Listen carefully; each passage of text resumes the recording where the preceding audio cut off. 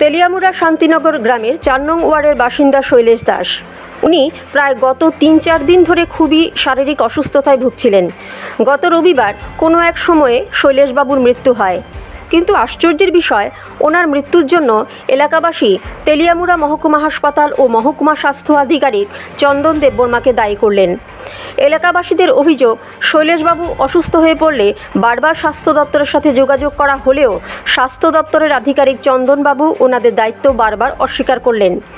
এইভাবে চলতে চলতে শৈলেশবাবু মৃত্যুর কোলে ঢলে পড়লে উপায়ন্তর না দেখে এলাকাবাসী যোগাযোগ করেন প্রাক্তন ভাইস চেয়ারম্যান রূপক সরকার ও পুর পরিষদের সিইও তথা মহকুমা শাসক ভাস্কর ভট্টাচার্যের সঙ্গে। ওনাদের সহযোগিতায় মৃতদেহ হাসপাতালে নিয়ে গেলে ওনার শরীরে কোভিড পজিটিভ ধরা পড়ে।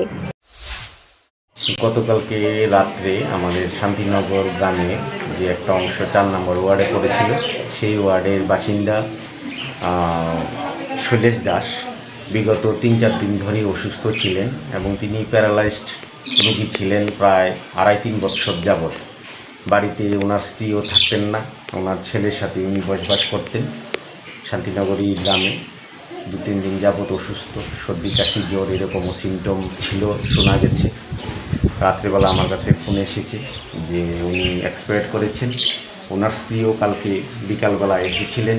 পাড়ার লোকের একটা সন্দেহ যে এটা কি মার্ডার নাকি অন্য কিছু, সেই জন্য আমি তেলিয়ামুড়া পিএসের সাথে যোগাযোগ করি। এলাকাবাসীর অভিযোগ, স্বাস্থ্য দপ্তর ও স্বাস্থ্য আধিকারিক যদি সঠিক সময়ে সঠিক পদক্ষেপ নিতেন, শৈলেশবাবু আজ পৃথিবীর বুকে বেঁচে থাকতেন। তেলিয়ামুড়া থেকে সঞ্জিত দাসের রিপোর্ট, ত্রিপুরা লাইভ।